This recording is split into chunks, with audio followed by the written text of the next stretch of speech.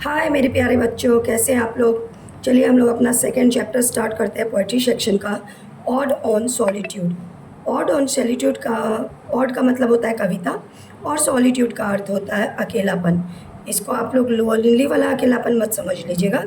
इस सॉलिट्यूड का अकेलापन का अर्थ होता है कि जैसे बहुत लोगों को देखिएगा अकेला रहना बहुत पसंद है, वो किसी से मिलना जुलना ज़्यादा नहीं पसंद करते हैं। एज लाइक आप समझ सकते हैं जैसे कि ऋषि मुनि या जो पंडित वगैरह होते हैं वो ज़्यादातर अकेला रहना पसंद करते हैं, उन्हें अकेला रहने में आनंद आता है। लेकिन लोनलीनेस में क्या होता है कि हम लोग डिप्रेशन की वजह या कुछ ऐसा वजह होता है जिसके कारण हम किसी से मिलना जुलना नहीं पसंद करते। तो अलेक्जेंडर पॉप के द्वारा ये कविता लिखी गई है। Alexander Pope 1688 to 1744 was one of the greatest statirists of the early 18th century। तो अलेक्जेंडर पॉप का जन्म 1688 ईस्वी में हुआ था और उनकी मृत्यु 1744 ईस्वी में हुई थी। जो एक 18वीं सदी के एक महान कवि थे। और कवि वो किस चीज़ के लिए जाने जाते थे? स्टैटिस्टिक्स का अर्थ होता है व्यंग्यकार, और he was also a critic, और क्रिटिक का अर्थ होता है आलोचक। तो लेकिन but he is remembered chiefly as a statist. लेकिन उन्हें खास करके जो जाना जाता था वो स्टैटिस्ट के नाम से जाना जाता था, उन्हें व्यंग्यकार के रूप में जाना जाता था। His vein of his poetry is best expressed in The Rape of the Lock, The Dunan, and The Epistis। Two of his other famous works are Essay on Criticism and Essay on Man। तो उनका जो खासियत था, यानी कि जो वो व्यंग्यकार थे, तो उनका जो व्यंग है वो बहुत ही अच्छी तरह से इन दो कविताओं में लिखी गई है। और उनका दो और जो महत्वपूर्ण लेख है वो है essay on criticism and essay on man. तो ode is a poem address to a person और एन ऑब्जेक्ट। तो ओड का आपको बताया कविता होता है, लेकिन वो कविता ऐसी होती है जो किसी व्यक्ति या किसी वस्तु पर लिखी गई हो, उसे ही हम ओड कहते हैं। ये ग्रीक वर्ड है। The Greek word ode mean a choric song generally accompanied by dance. एक फ्लोरिक सॉन्ग होता है जिसको डांस वगैरह करके एक्सप्रेस किया जाता है। ओड का अर्थ वही होता है। The term is presently used to refer to long meditative lyric poems that is dignified manner address a novel subject। In the present poem Ode on Solitude, the poet draws a beautiful picture of a happy man। तो इस कविता में Ode on Solitude में poet जो है यानी कवि जो है वो बहुत ही सुंदर पिक्चर एक हैप्पी मैन का बनाते हैं, यानी व्यक्ति खुश कौन है। और आपको आश्चर्य होगा यह जान के कि अलेक्जेंडर पॉप ने जब यह कविता लिखी थी उनकी आयु मात्र 12 वर्ष की थी। तो देखते हैं कि खुश कौन व्यक्ति है इस समय में जो कविता जिस पर लिखी गई है। Happy the man whose wish and care a few paternal acres bound, content to breathe his native air in his own ground।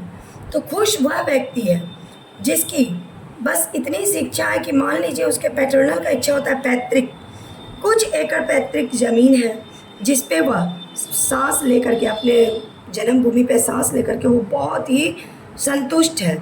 तो जिस व्यक्ति का आपको पता होगा कि चाहत ज़्यादा की नहीं होती है वही व्यक्ति दुनिया में खुश रहते हैं, जिनकी चाहतें अत्यधिक होती है वो व्यक्ति खुश नहीं है। तो कभी यही कहना चाहते हैं कि जिसकी कल्पना कम है, चाहत इतने में जो संतुष्ट है वही व्यक्ति खुश है।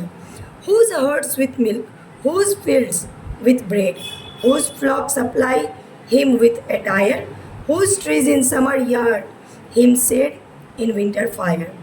तो जिसके गाय भैंस देखते होंगे गाँव वगैरह में सभी के घर में लगभग गाय भैंसें पाली जाती है। तो वह कभी यही कह रहे हैं कि जिसको दूध उनके हर्ड से मिल जाए या गाय भैंस से मिल जाए, जिनके खेत खलिहान परिपूर्ण हो जहाँ से उन्हें ब्रेड मिल जाए, जिनके फॉल्क्स यानी भेड़ बकरी वगैरह जो हम लोग पालते हैं उसे फॉल्क्स कहते हैं, हर्ड का मतलब गाय भैंस वगैरह होती है। तो जिनके फॉल्क से उन्हें अटायर मीन्स वस्त्र के लिए जो जरूरी चीज़ें वो प्राप्त हो जाए, जिनके बाग बगीचे में पेड़ पौधे हों जिनसे उन्हें गर्मी में छाया मिल जाए और ठंडी में उसे आग जला करके वो अपना ठंडी ख़त्म कर सकते हैं। Blessed who can unconcernedly find hours, day and years slide soft away in health of body, peace of mind, quite by you। तो उसी के ऊपर भगवान का कृपा है जिसका घंटा, दिन और साल एकदम आराम से, बिना चिंता के, बिना स्वास्थ्य खराब किए, एकदम दिमाग में शांति। देखते हैं बहुत लोग पैसे वाला भी होते हैं फिर भी उनके पास टेंशन है। मतलब कोई भी लोग ऐसे जो जिनके पास पीस ऑफ माइंड नहीं है, यानी दिमाग में जिनकी शांति नहीं है, वो किसी प्रकार से खुश रह ही नहीं सकते। तो कवि का यही कहना है कि जिनका दिन, महीना, साल आराम से गुजर जाए बिना कोई टेंशन के, वही व्यक्ति जीवन में खुश है। Sound sleep by night, study and age together make sweet recreation and innocence which most does please with meditation। तो साउंड स्लीप, निश्चिंत का नींद जिसको आता है रात में, जिसके पास कोई टेंशन नहीं होता है, कोई अपेक्षाएं जिन्हें नहीं होती है, उन्हें आप देखिएगा एकदम आराम से रात में नींद लेते हैं, पढ़ते हैं और सब मिला करके रिक्रिएशन का मतलब वो है मौज मस्ती भी कर लेते हैं। उनके दिल में कोई छल कपट प्रपंच नहीं होता है और वो मेडिटेशन भी कर लेते हैं समय समय पर। मेडिटेशन का अर्थ ये है कि भगवान का जो हम ध्यान करते हैं। और मैं एक बात बच्चों से कहना चाहूँगी कि आजकल के बच्चों को इस हमारे मोबाइल के वजह से थोड़ा पढ़ाई में ध्यान कम लगने लगा है। तो आप लोग प्लीज़ सुबह उठ के 5 मिनट मेडिटेशन किया कीजिए, जिससे आपकी एकाग्रता बढ़ेगी और आप लोग को पढ़ाई में काफ़ी मन लगेगा। तो मेडिटेशन का अर्थ होता है भगवान पे जो हम ध्यान लगाते हैं उसे मेडिटेशन कहते हैं। तो कभी यही कहते हैं, खुश वही लोग हैं जिनको रातों में आराम का नींद आए, जो रिक्रिएशन भी कर ले, मौज मस्ती कर ले, जिनके अंदर छल प्रपंच ना हो, जो भगवान का भी ध्यान मग्न रहते हों। Thus let me live unseen, unknown, thus unlimited let me die, still from the world and not a stone tell where I lie। तो कभी कहते हैं मुझे अनदेखा अनजाना सा रहने दो, मैं इसी प्रकार से मर जाऊं, दुनिया में कोई मुझे ना जान सके कि मैं कहाँ पे लाई मतलब हूँ। कोई पत्थर जैसे देखते होंगे कैथोलिक वगैरह से, यानी क्रिश्चियन वगैरह के जब अंतिम संस्कार किया जाता है, दफनाया जाता है, तो उस पर एक पत्थर लगाया जाता है प्लास्टर करके, उनका एक ये बना दिया जाता है जिस पर उनका जन्म तिथि, मृत्यु वगैरह सब लिखा जाता है। तो लेखक यही कहते हैं कि मेरे कब्र पे कोई पत्थर ना हो जो यह बताए किसी को कि मैं कहाँ लाई हूँ, यानी हूँ। तो चलिए, मुझे आशा है कि आपको यह कविता पसंद आई होगी। बड़ी छोटी सी कविता है, तो कल हम लोग क्वेश्चन आंसर डालेंगे इसमें, लेकिन कविता तो छोटी है लेकिन क्वेश्चन आंसर इसमें बहुत ज़्यादा है। कविता तो छोटी है लेकिन क्वेश्चन आंसर इसमें काफ़ी ज़्यादा है। तो कल आप लोगों को मैं जितना भी शॉर्ट क्वेश्चन है वो डाल दूँगी। और आप लोग से फिर एक बार रिक्वेस्ट करती हूँ 10th के स्टूडेंट्स से कि प्लीज़ आप लोग, कुछ समय आप लोगों के पास है एग्ज़ाम के लिए, तो थोड़ा सा वीडियो देखिए, ट्राई कीजिए कि आप लोग इंग्लिश को इम्प्रूव करें अपना, और मेरे वीडियो को लाइक कीजिए, मेरे वीडियो को शेयर कीजिए और मेरे चैनल को सब्सक्राइब कीजिए। Thank you.